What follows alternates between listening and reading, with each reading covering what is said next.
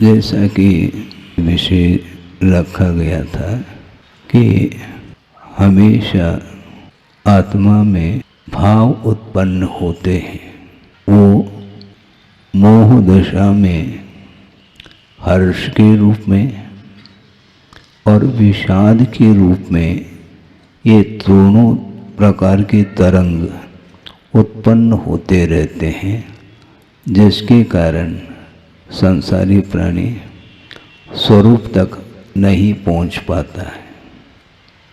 एक ही वस्तु है और वही वस्तु किसी के लिए हर्ष के लिए कारण हो सकता है, वही वस्तु किसी के लिए विषाद के लिए कारण हो सकता है, और वही वस्तु हर्ष और विषाद से ऊपर उठने में वही निमित्त बन सकता है। वस्तु एक है और भाव अनेक प्रकार के उत्पन्न हो रहे हैं। अपने अपने उपादान के अनुरूप इस प्रकार के भावों का परिवर्तन देखने में आता है। ये मोह के बिना संभव नहीं। मोह कारण है, हर्ष विषाद उसके ये कार्य हैं। ऐसा कौन सा व्यक्ति है जिस पदार्थ के प्रति किंचित मात्र भी मोह जागृत नहीं हुआ और उसके अंदर रागादिक भाव उत्पन्न हो जाए? हो सकता है क्या? नहीं हो सकता। इसलिए हर्ष और विषाद, राग अथवा द्वेष ये कार्य हैं और इसका कारण मोह। मोह से जिसका उपयोग प्रभावित है उसके अंदर ही इस प्रकार के भाव उत्पन्न हो सकते हैं, और जिसके अंदर मोह जागृत नहीं है वो रागादिक भावों से ऊपर उठा हुआ होता है। इसमें कारण क्या है महाराज? कारण ये है कि बिना कर्म के उदय के मोह जागृत नहीं हो सकता। बिना कर्म के उदय के रागादिक भाव उत्पन्न नहीं हो सकते, बिल्कुल ठीक है। किंतु इन कर्मों के उदय में रागादिक भाव हो ये अनिवार्य नहीं है। यदि ये अनिवार्य होता तो कभी भी कर्म बंध की जो परंपरा है वो टूट नहीं सकती है, जबकि वह कर्म बंध की परंपरा टूट सकती है, टूटती है। अभव्य जीव के लिए ये संभव नहीं, किंतु जो भव्य जीव होता है वही उस मोह की श्रृंखला को तोड़ देता है। किसके माध्यम से तोड़ता है? वो बहुत सतर्क रहने की आवश्यकता है। ऐसा कोई समय नहीं है जिस समय अपनी भूमिका के अनुरूप किसी भी कषाय का अथवा मोह का उदय नहीं होता हो। किंतु ये कषाय अथवा मोह का उदय होना अलग वस्तु, किंतु नए सिरे से जो बंध की जो भाव है वह आपके अधीन है, वह कर्म के उदय के अधीन नहीं है। कर्म बंध के लिए पूर्वबद्ध जो कर्म है उसका उदय अपेक्षित है, ये बिल्कुल ठीक है, किंतु उसके उदय से हम बंद कर लें ये अनिवार्य नहीं। यदि निश्चित रूप से बंद होगा तो वो फिर वह वस्तु का परिणाम परतंत्र सिद्ध हो जाएगा। वह परतंत्र नहीं है। गुरुदेव का बार बार ये कहना रहा है कि वस्तुतः जीव स्वतंत्र है, परतंत्र नहीं है। अनादिकाल से ये कर्म की ये परंपरा चली आ रही है। जीवंगानम अनाय संबंधो ऐसा कहा। जीव और अंग अर्थात शरीर, इन दोनों का जो संबंध है वह अनादिकालीन है। और प्रकृति का अर्थशील अथवा स्वभाव हुआ करता है। उस कर्म में जो स्वभाव आया है वह भी जीवगत रागादिक परिणाम के माध्यम से ही आया है।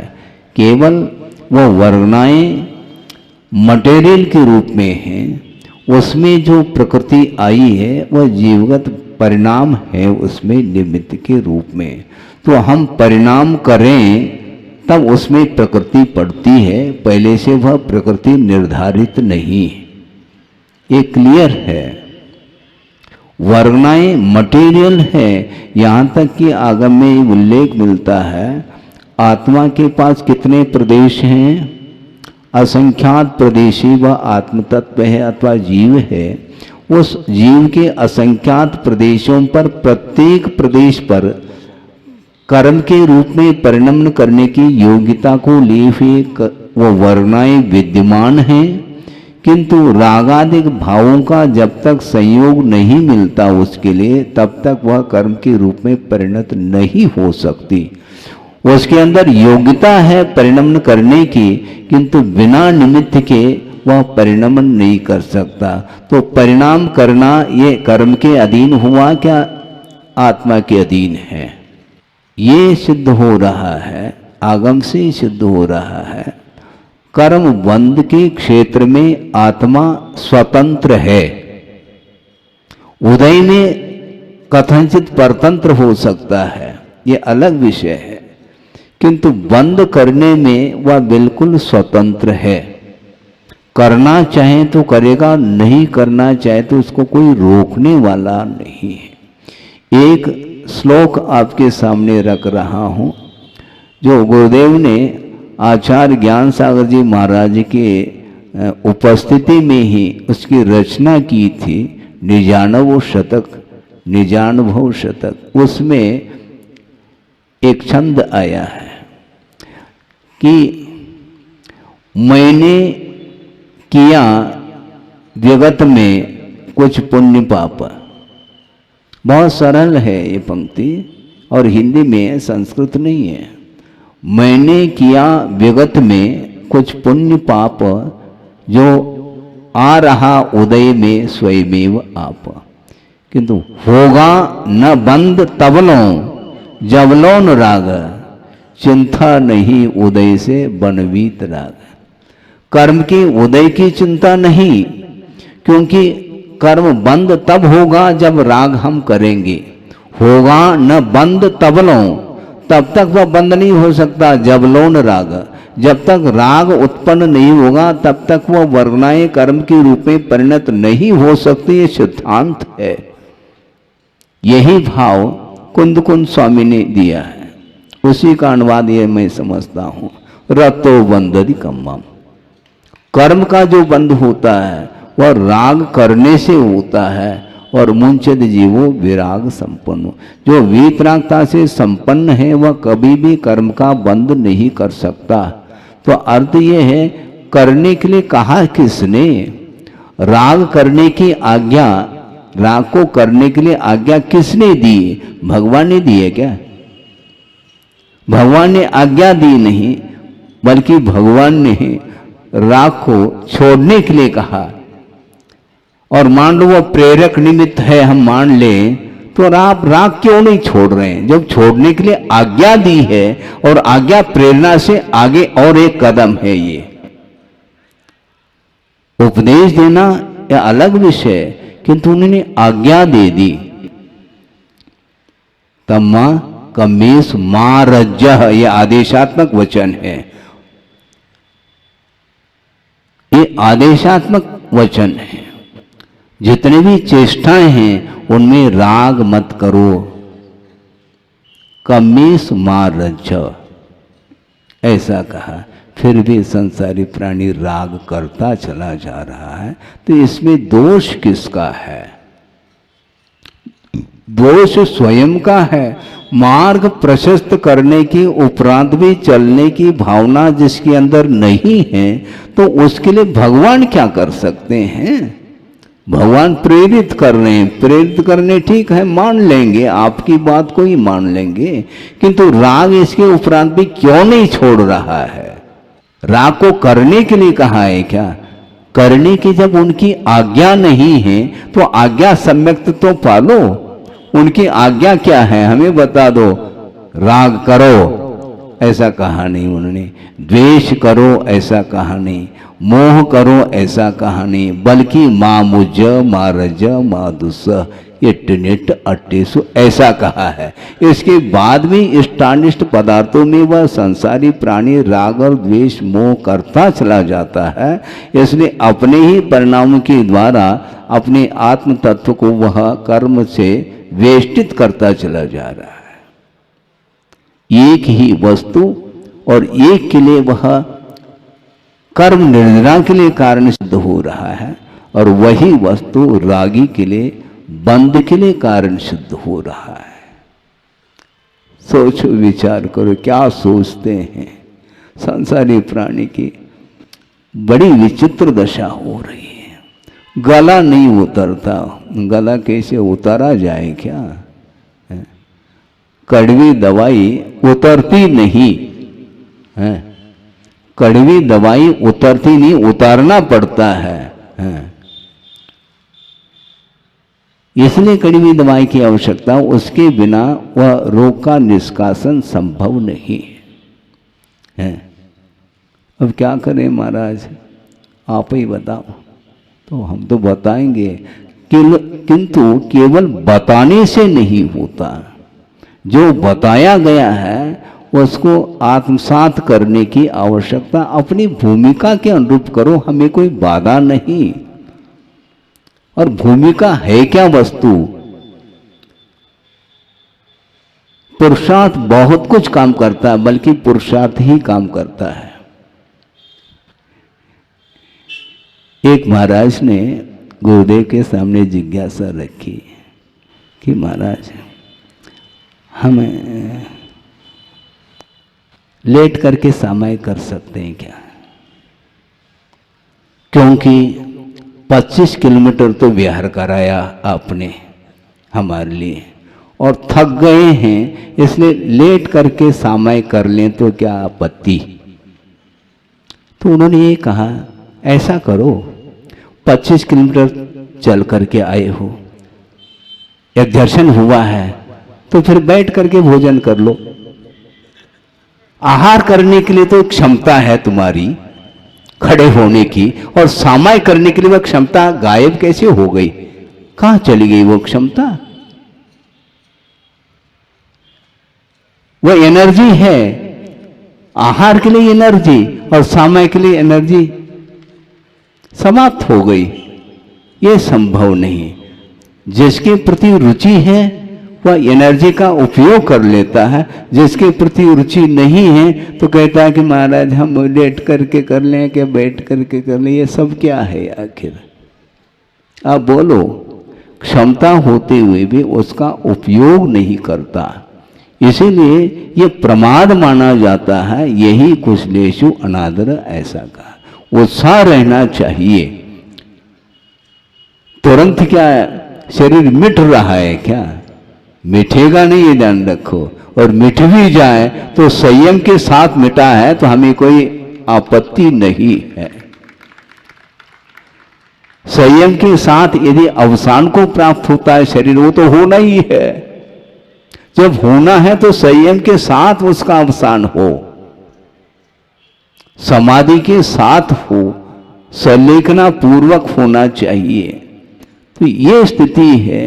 लेकिन वह विषय महाराज जिस समय आप कहते हैं उस समय तो थोड़े बहुत प्रभाव उसका पड़ता है, फिर बाद में प्रभावहीन हो जाता है। क्योंकि इस प्रकार के वस्तु का समागम होता है तो पुनः उन वस्तुओं को ग्रहण करने का भाव आ जाता है। ये मोह का ही एकमात्र परिणाम है। इसलिए राग और द्वेष ये मोह के कार्य माने गए हैं, ये कारण नहीं। कारण केंद्र में मोह है। जिस वस्तु के प्रति किंचित मात्र भी मोह नहीं है, ममत्व भाव नहीं है, तो उसके प्रति कहां से राग हो सकता है? राग यदि होता चला जाए कर्म के उदय में, तो ऐसा कोई भी क्षण नहीं है जिस समय कर्म का उदय न हो। क्योंकि मिथ्यात्व गुणस्थान में भी विकास के अवसर हैं। महाराज मिथ्यात्व में अवसर कैसा? यही तो समस्या है। मिथ्यात्व कर्म का उदय होते हुए भी उसमें यदि तीव्रता नहीं है तो निश्चित रूप से वह विकास कर लेता है। दो मिथ्या दृष्टि है, दोनों के पास मिथ्यात्व कर्म का उदय है, और एक मिथ्या दृष्टि मुनि के ऊपर उपसर्ग करने का भाव जागृत हो रहा है, और एक मिथ्या दृष्टि वह मुनि बनने के सम्मुख पहुंचा है। दोनों मिथ्या दृष्टि, बहुत जमीन आसमान का अंतर है। प्रभात में भी लाली होती और संध्या में भी लाली है, एक जगाती एक सुलाती कितनी अंतर वाली है। ये भी गुरुदेव की पंक्ति, हम पंक्ति बनाते नहीं सुनाते हैं। बनाने का उनका काम, हमारा बस बनी बनाई रसोई हम खाते रहते हैं, बनाने में ज़्यादा पुरुषार्थ लगता है ना। उन्होंने सब कुछ दे दिया, क्या नहीं दिया उन्होंने, उसका उपयोग हम यदि नहीं करेंगे उसके लिए कौन क्या कर सकता है। इसी को बोलते होनहार। सब कुछ क्षमता होते हुए उसका उपयोग नहीं कर रहा है। एनर्जी का उपयोग, शक्ति ऊर्जा का जो उपयोग है वह धार्मिक क्षेत्र में होना चाहिए, वैश्विक क्षेत्र में नहीं। यदि वैश्विक क्षेत्र में उस शक्ति का यदि उपयोग करते हैं, निश्चित रूप से उसको शक्ति अब मिलेगी नहीं। वीर्यांतराय कर्म का क्षोभन शक्ति का सदुपयोग करने से होता है, न कि दुरुपयोग करने से। दुरुपयोग न करें। यदि शक्ति का दुरुपयोग करते हैं तो आरोग्य की भी क्षति होगी और धर्म की क्षति तो है ही।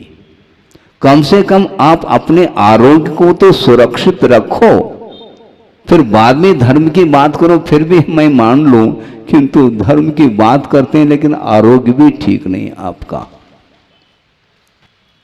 भक्षा भक्ष का विवेक रखना चाहिए, लेकिन वो ध्यान उस समय नहीं जाता जिस समय थाली आती है। जिस समय थाली उपस्थित होती है तो उस समय ऐसी उदेरना होती है, वह अपने आप को वह नियंत्रण में नहीं रख पाता, वह विवेकहीन होकर के उसका उपभोग कर लेता है, इसलिए बंद होता है। होगान बंद तबलों जब लोन राग। जब तक राग नहीं करेंगे तब तक बंद नहीं हो सकता। ये कर्म सिद्धांत है, ये अटल सिद्धांत माना जाता है, इसमें कभी भी परिवर्तन संभव नहीं है। तो हम प्रति समय राग करते चले जा रहे हैं और बोल क्या रहे हैं, महाराज कर्म का उदय है, हम क्या करें। ये शुरू हो जाता है। कर्म का उदय हमें भी मालूम है, हमें क्यों सुना रहे हो। बोले मालूम नहीं है कि कर्म का उदय है। उदय है, रहावे उदय, क्योंकि मिथ्यात्व कर्म का उदय दोनों में है। मिथ्या दृष्टि में एक पाताल की ओर क्यों जा रहा और एक उसका ऊर्ध्वगमन क्यों हो रहा है, गुणस्थान का विकास क्यों हो रहा है और गुणस्थान से पतन। अब मिथ्या से कोई पतन नहीं होगा गुणस्थान की अपेक्षा, किंतु भावों की अपेक्षा और पतन है उसमें, क्योंकि तीव्रता आ गई। कृष्ण लेशा में वह आ गया तो फिर उसको कुछ भी दिखता नहीं, अंधकार छाया हुआ है, वह अंधेरे में चल रहा है, उसके लिए मार्ग दिखाई नहीं पड़ेगा। तो उस समय धर्म श्रवण कराने की आवश्यकता है। और दूसरी बात है, जब बिल्कुल ही सघन अंधकार में चल रहा है, उस समय उपदेश का वह पात्र भी नहीं बन सकता, ऐसा आगम का उल्लेख है। हम किसको उपदेश सुना सकते हैं? जो उपदेश सुनने के काबिल हैं उनको सुनाया जा सकता, नहीं है तो कुछ नहीं है। हाँ, उसको आग्रह कर नहीं सकते, अनुग्रह किया जा सकता है, किंतु अनुग्रह का पात्र भी तो हो। जो विपरीत मार्ग पर चल रहा है और सन्मार्ग के प्रति उसका कोई गौरव आदर कुछ भी नहीं है, तो ऐसी स्थिति में हम जबरदस्ती थोड़ी पिला सकते हैं, संभव नहीं। गुरुदेव ने ये कहा था, कई बार कहा था, आपको भी ज्ञात होगा। शिशु है उसको दूध पिलाया जा रहा है। लेकिन यदि जबरदस्ती करती है माँ तो उल्टी कर देगा वो। इसलिए कहते उसके अंदर पात्रता नहीं। रुचि से यदि मान लो पीना चाहता है तो उसको पिलाया जा सकता है अनुपात से, किंतु पिलाने की पीने की क्षमता भी तो होनी चाहिए, इच्छा भी तो होनी चाहिए। आहार संज्ञा ही नहीं है और जबरदस्ती आहार करा दो, ऐसा होता है क्या? मान लो बुखार आ गया, 104, 5, 6, 7 डिग्री बुखार है, वो गाफिल हो गया, बिल्कुल बेहोश होने को है, उस समय आप जो है ना क्या मिश्री मिला करके दूध नहीं, वो भी कड़वी लगती है उसको, उसकी इच्छा नहीं है, इच्छा मर चुकी है। उसी प्रकार मोक्ष मार्ग जिसको रुचता नहीं, जिसको धर्म रुचता नहीं, उसको हम एडवर्टाइज करके जो है प्रभावित करना चाहें तो नहीं हो सकता। इसलिए हमें प्रसन्नता है कि आप सबकी रुचि है? क्योंकि संचालक महोदय ने तो स्पष्ट ही कह दिया, बिल्कुल पूरा शहर उमड़ रहा है, ऐसा उनका कहना है। और क्यों उमड़ रहा? धर्म के प्रति रुचि है, और जिसके अंदर रुचि है उसको थोड़ी बहुत और बढ़ाई जा सकते हैं, किंतु जिसकी भूख मर चुकी है फिर उसको हम जला नहीं पाएंगे। क्या कर सकते हैं? थोड़ी बहुत भी चिंगारी हो तो उसको सुलगाया जा सकता है। बिल्कुल ही दीपक बुझ चुका है, बुझने के बाद फिर नए सिरे से दिया सलाई की आवश्यकता है। और मात्र दिया सलाई आप लगाते रहो, नहीं, तेल भी तो होना चाहिए, तेल ही नहीं है, हा? जितने भी मैचिस बॉक्स वो सब पूरे खाली हो जाएंगे। दीपक जलेगा कैसा? तेल होना चाहिए। दीपक को जलाया जाता है क्या? दीपक को नहीं जलाया जाता है, किंतु व्यवहार से कहा जाता है दीपक उसी को बोलते हैं जो जल रहा है? रोशनी नहीं फिर भी आप दीपक कह रहे हैं। ये व्यवहार की भूमिका में व्यवहारिक भाषा का प्रयोग है। दीपक जलाओ, और दीपक क्या जलाओ? जो बुझा है उसको जलाया जाएगा, जो बुझा हुआ दीपक थोड़ी माना जाता है। लेकिन ये नई की व्यवस्था है, क्योंकि पहले ये जल चुका था, अभी वर्तमान में जल नहीं रहा है, जलाया जा सकता उसको, क्योंकि उसके अंदर बाती भी है और तेल नहीं है, तेल डालें फिर बाद में जलाएं। उसी प्रकार जिसके अंदर सुनने की क्षमता ही नहीं है, रुचि ही नहीं, रुचि शब्द का प्रयोग किया आचार्य समंतभद्र स्वामी ने। रुचि का अर्थ सम्यक दर्शन कहा, असंशया रुचि, इदम एव ईदृशम एव तत्वम न अन्यत न च अन्यता इति। आय सांबोवत सन्मार्गे, उन्मार्गे नहीं, सन्मार्गे असंशया रुचि।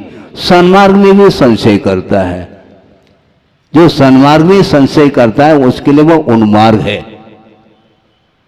हाँ, उन्मार्ग है कौन सा? है कौन सा वो मार्ग? जिसमें संशय है फिर वह मार्ग अप्रशस्त माना जाता है, और प्रशस्त जहां पर मार्ग है वहां पर वह मार्ग समीचीन माना जाता है, और इसलिए उसमें डाउट नो डाउट, उसमें डाउट नहीं है।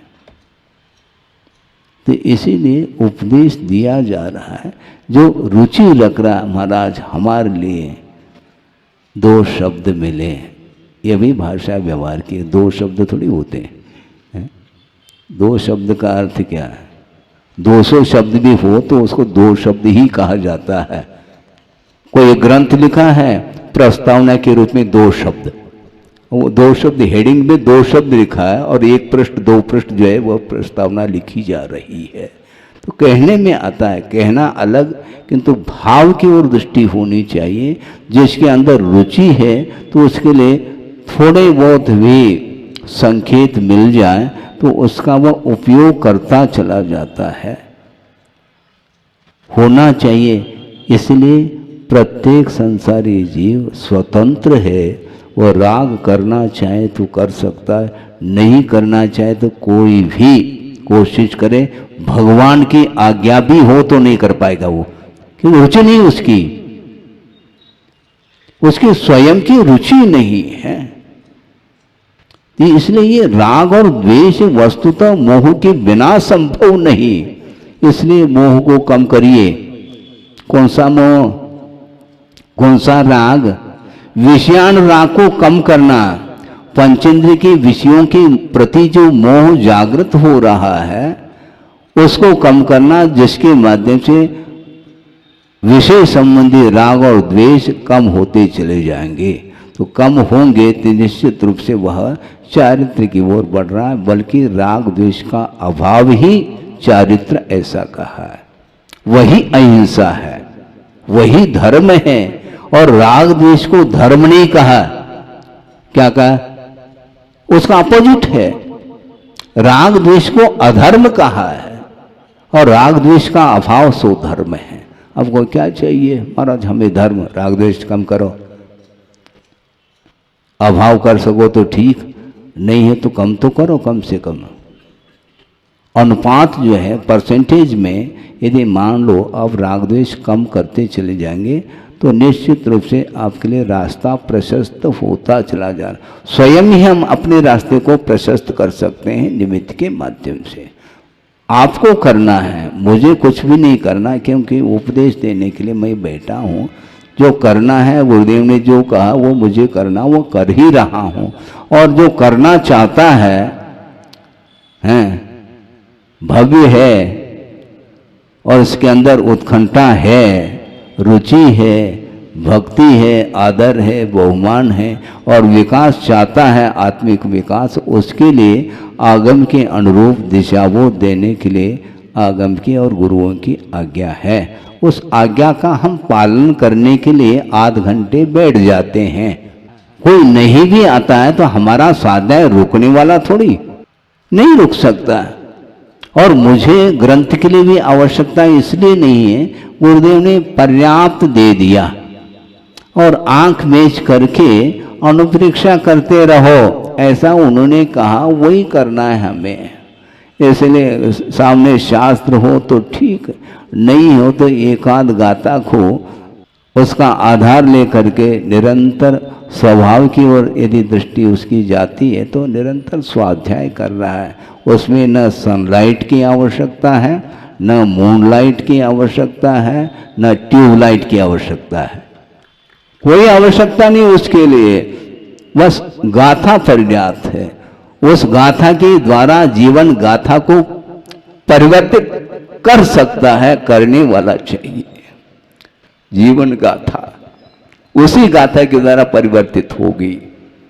तो इसीलिए भीतर यदि रुचि है तो थोड़ा बहुत भी क्षोभम है, हमें अधिक क्षोभम की वांछा भी नहीं, क्योंकि ये इच्छा ठीक नहीं।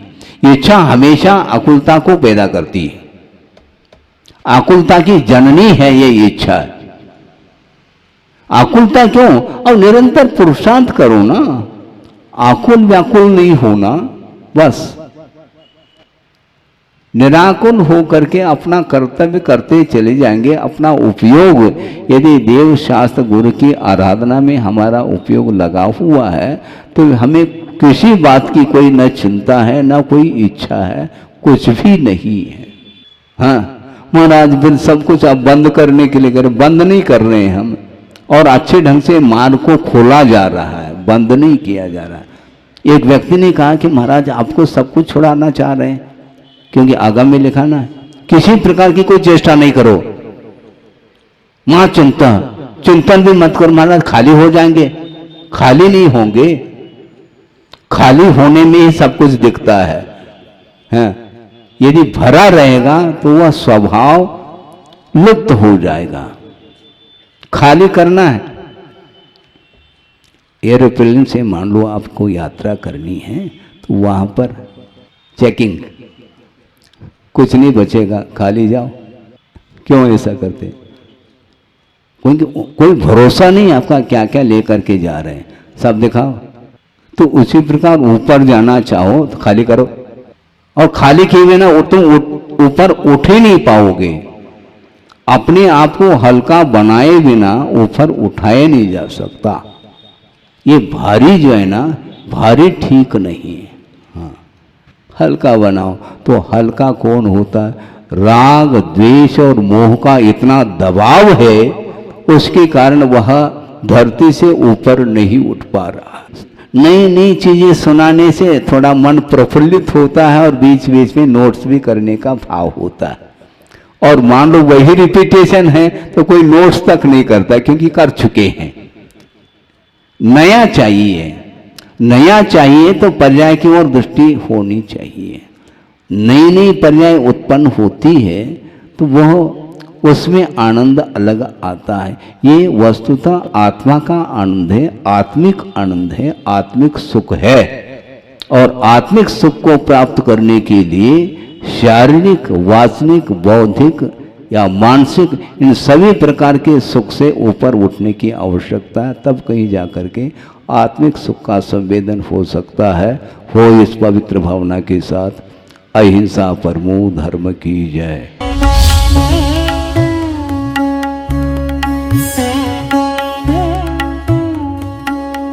परम पूज्य संत शिरोमणि आचार्य श्री विद्यासागर जी महाराज भारतीय श्रमण संस्कृति के एक ऐसे महान साधक थे जिनके ज्ञान, ध्यान और तप की चर्चा युगों युगों तक सारे विश्व में होती रहेगी। किसी ने उन्हें चलता फिरता तीर्थ कहा तो किसी ने तीर्थंकर, पर सच में तो वे चारित्र, ज्ञान, तप और वात्सल्यता में ऐसे श्रेष्ठ संत थे जिन्होंने भारतीय संस्कृति के संरक्षण और संवर्धन के साथ साथ सदैव सामाजिक समरसता का पक्ष लिया और अपने प्रभाव और प्रताप से जैन ही नहीं बल्कि विभिन्न धर्मों को मानने वाले लाखों करोड़ों लोगों के दिलों में अपना स्थान बना लिया। किंतु आज जब आचार्य भगवान देह रूप में हमारे साथ नहीं हैं, लेकिन उनके जैसे ही कठोर तपश्चर्या एवं प्रबल अनुशासन से पल्लवित संस्कारों की झलक देखने को मिलती है, उनके प्रथम आज्ञानुवर्ती शिष्य परम पूज्य नवाचार्य श्री 108 समय सागर जी महाराज में, जो उनके बताए मार्ग पर चलते हुए आज विश्व में धर्म की महती प्रभावना कर रहे हैं। आइए देखते हैं संत शिरोमणि आचार्य श्री 108 विद्यासागर जी महाराज के जन्म के 12 वर्ष बाद उन्हीं पुण्यवान माता के गर्भ से शरद पूर्णिमा के ही पावन पर्व पर जन्मे परम पूज्य नवाचार्य श्री 108 समय सागर जी महाराज की संयम पूर्ण जीवन यात्रा। आचार विचार हो या व्यवहार, तपश्चरण हो या संस्कार या फिर हो व्यक्तित्व की बात, परम पूज्य नवाचार्य श्री 108 समय सागर जी महाराज प्रत्येक दृष्टि से साक्षात आचार्य भगवान की प्रतिलिपि कहे जा सकते हैं। और हो भी क्यों ना, आखिर जन्म देने वाले माता पिता तो एक ही हैं, और फिर इसे एक विचित्र संयोग कहें या फिर मलप्पा जी और श्रीमती जी के पूर्व भवों का पुण्योदय, जो उन्हें 27 अक्टूबर सन 1958 को शरद पूर्णिमा के ही पावन पर्व पर पुनः एक बालक के माता पिता बनने का सौभाग्य प्राप्त हुआ। 6 भाई बहनों में सबसे छोटे किंतु शांत प्रवृत्ति के इस बालक का नाम शांतिनाथ रखा गया। शांतिनाथ जैन बाल्यावस्था से ही पढ़ने लिखने में तो कुशाग्र थे ही, लेकिन जैसे जैसे समय बीतता गया वैसे वैसे उनकी रुचि धर्म और आध्यात्म में बढ़ने लगी, और इसी अभिरुचि के कारण ही मात्र 17 साल की उम्र में ही शांतिनाथ जा पहुँचे राजस्थान स्थित श्री महावीर जी में विराजमान आचार्य श्री विद्यासागर जी की शरण में, जहां 2 मई 1975 को आचार्य श्री ने शांतिनाथ जी की प्रार्थना स्वीकार कर उन्हें ब्रह्मचर्य व्रत दे दिया। ब्रह्मचर्य व्रत धारण करते ही ब्रह्मचारी शांतिनाथ जी दिन रात गुरु सेवा और धर्म ध्यान में तल्लीन हो गए। संयम व्रत को धारण कर तप और साधना के निर्मल पथ पर चल रहे ब्रह्मचारी शांतिनाथ ने केवल 5 वर्ष की अल्प अवधि में ही वैराग्य पद के विभिन्न सोपानों को पार कर अपनी योग्यता से आचार्य भगवान को प्रभावित कर लिया, जिसका पारितोषिक मिला उन्हें मुनि दीक्षा के रूप में।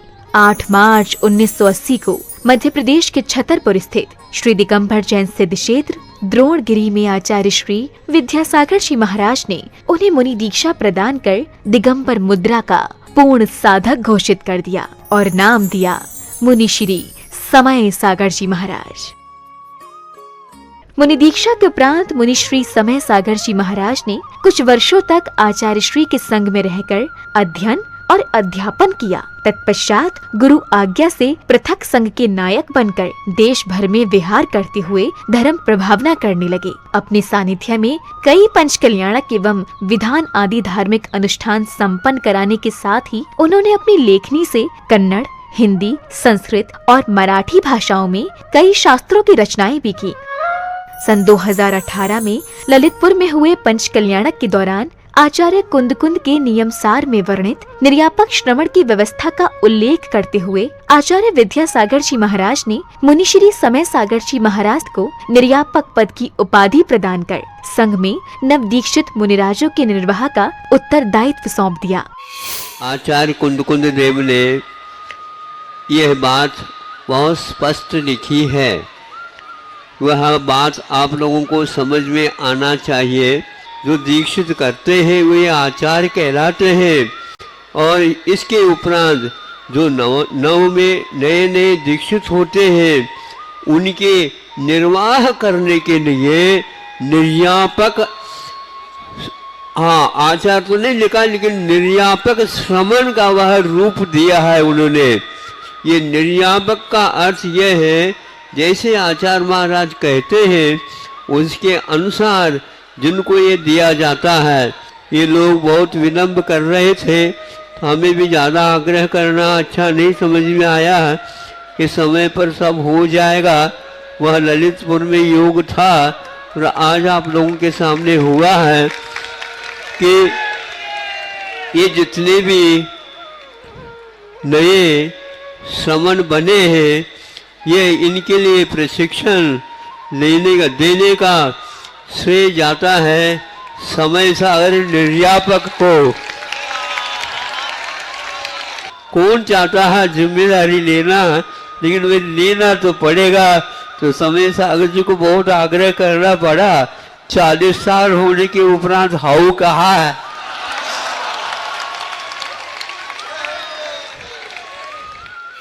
समय अपनी गति से चलता रहा। छत्तीसगढ़ के डोंगरगढ़ स्थित चंद्रगिरी तीर्थ में विराजमान आचार्य श्री विद्यासागर जी महाराज ने 6 फरवरी के ही दिन आचार्य पद के लिए निर्यापक श्रमण मुनि श्री समय सागर जी महाराज को चुन लिया एवं अपनी समाधि से 3 दिन पूर्व 15 फरवरी 2024 को आचार्य पद का त्याग कर पूर्ण संलेखना की ओर अग्रसर हो गए।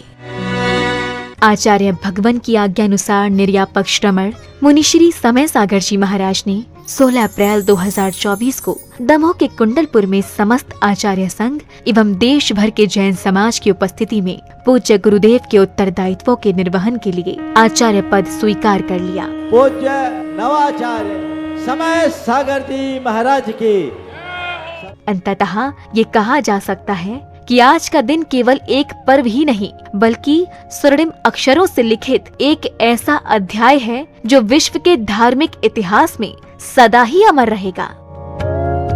ये मात्र एक संयोग नहीं बल्कि पूरे समाज का पुण्य है जब एक ही दिन जन्मे गृहस्थ जीवन के 2 भाइयों ने गुरु शिष्य के रूप में परिवर्तित होकर धर्म उत्थान को अपना कर्तव्य माना और इसे परम पूज्य संत शिरोमणि आचार्य श्री 108 विद्यासागर जी की कठोर तपश्चर्या एवं संस्कारों का ही परिणाम कहेंगे, जो आज नवाचार्य श्री समय सागर जी महाराज भी उनकी अक्षुण्ण परंपरा का निर्वहन करते हुए धर्म की प्रभावना कर रहे हैं। आज पूरे विश्व का जैन समाज ये आशा कर रहा है कि परम पूज्य नवाचार्य श्री समय सागर जी महाराज भी संत शिरोमणि आचार्य श्री विद्यासागर जी महाराज के बताए मार्ग पर चलकर उन्हीं की भांति धर्म उत्थान का कार्य करते हुए समाज को एक नई दिशा प्रदान करेंगे। एक बार पुनः धर्म के महान उन्नायक परम पूज्य नवाचार्य श्री समय सागर जी महाराज के चरणों में हमारा त्रैबार नमोस्तु, नमोस्तु भगवन, नमोस्तु भगवन।